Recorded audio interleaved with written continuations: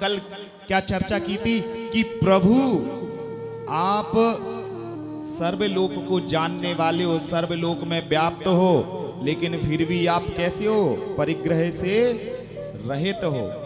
अतिशयोक्ति है।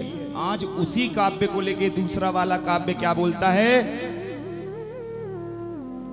कि परहि अचिंत्यम युग भारम एकम स्तोत्रम वन योगी भी अपि शक्यः स्तोत्योधमे सौ विश्वो न भानौ किम प्रवेशे विशति प्रदीपः।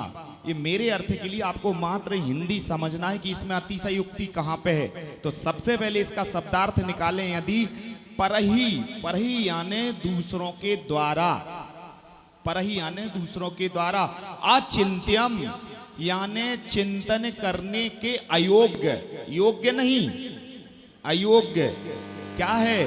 भारम एकहा, युग भारम एकहा, युग का आरंभ कब हुआ? कौन सी युग का लिखे?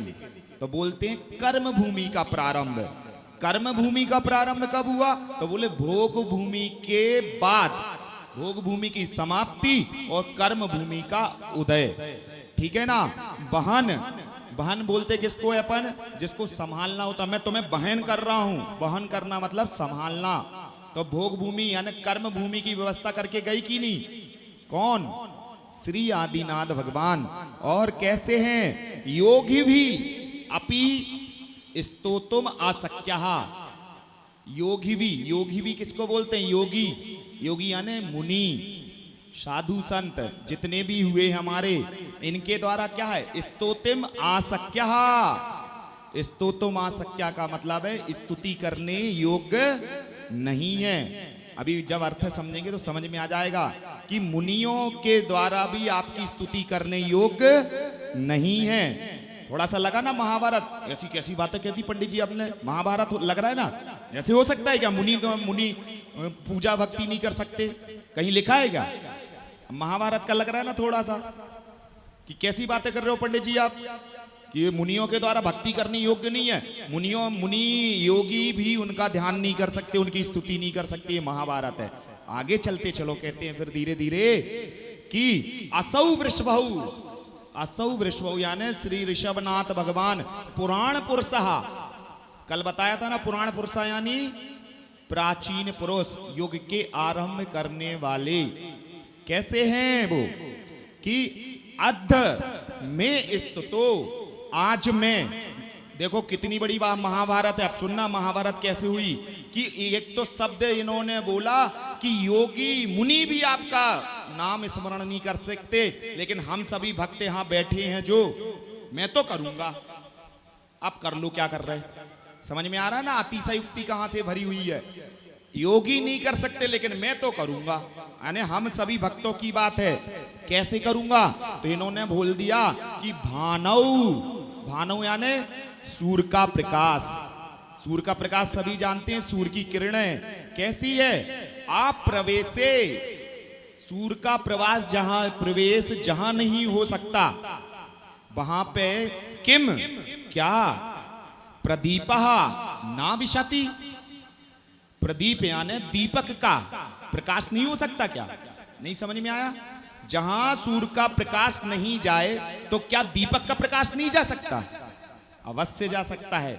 तो भावार्थ ये निकलता है इसका कि हे भगवान, जब आपका भोग भूमि का, भोग भूमि के बाद में जब आपकी कर्म भूमि का आरंभ हो रहा था, तो आप ऐसी कर्म भूमि की व्यवस्था करके गए। तो क्या ये आपकी विलक्षण शक्ति नहीं है? और ऐसी विलक्षण शक्ति को योगी मुनि भी वंदना करने योग्य नहीं है, कह सकते हैं क्या? क्योंकि मैं मतिहीन दीनहीन प्रभु तेरी स्तुति करूं आह्वान, यानी मैं ऐसा अल्पबुद्धि बालक आपकी स्तुति करने योग्य कैसे हो सकता हूं? भगवान शब्द भी नहीं है। कहते ना हम आपकी प्रशंसा नहीं कर सकते क्योंकि हमारे पास तो शब्द भी नहीं है। तो अब समझ में आ रहा है ना तात्पर्य कि योगी इस अपेक्षा से कर रहे हैं, यानी उनके पास स्वाभिमान है, अभिमान नहीं है। कि अभिमान नहीं है भगवान मेरा कि मैं आपकी स्तुति नहीं कर सकता।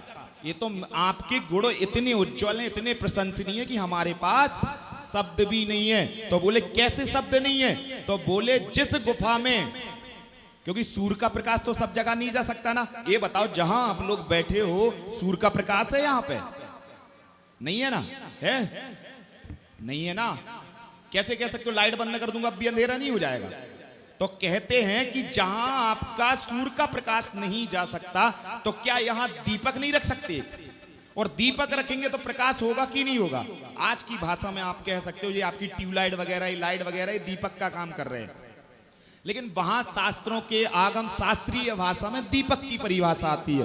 तो दीपक रखने से, लेकिन जैसा सूर्य का प्रकाश सर्वलोक को व्याप्त करता है वैसा दीपक का प्रकाश उतने अंधकार को नहीं मिटा सकता, मात्र जितनी जगह लेगा उतने ही अंधकार को मिटा सकता है।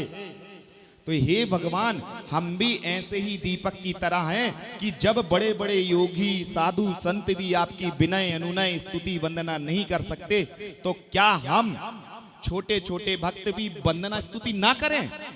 तो कहते हम तो यहाँ पे मैं निर्लज्ज बुद्धि छोड़ के लाज, मैं तो निर्लज्ज बनूंगा भगवान। योगी कर पाए ना कर पाए मुझे इससे कोई लेना देना नहीं है, लेकिन मैं तो हिम्मत करूंगा, मैं तो आपकी स्तुति करूंगा, मैं तो वंदना करूंगा, मैं तो अपनी स्तुति वंदना से बाज नहीं आऊंगा। समझ में आया?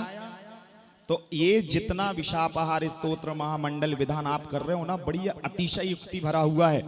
और इसमें कौन सा विरोधाभास अलंकार है, विरोधपना भरा हुआ है। कभी अच्छा तो उसी का परिहार हो जाता है, उसी की शंका उठती है उसी का समाधान हो जाता है। तो ऐसे विशापाहार स्तोत्र को आप कर रहे हैं, बड़ी श्रद्धा भक्ति से करिए। और साथ में जब 14वें नंबर का आए तो 14वें नंबर पर बड़े अच्छे ध्यान से किया करिए, क्योंकि 14वें नंबर में ही धनंजय कवि का पुत्र, उनका बेटा ही उस समय निर्वेश हो गया था, जो सर्प ने काटा था। जैसे ही 14वें नंबर का काव्य की रचना हुई उसी समय पुत्र उठ के भगवान को नमोस्तु किया और दौड़ते खिलखिलाते बढ़िया घर पहुंच गया। तो ऐसे 14वें नंबर के स्तोत्र को बिल्कुल अच्छे ध्यान से पढ़ा करिएगा।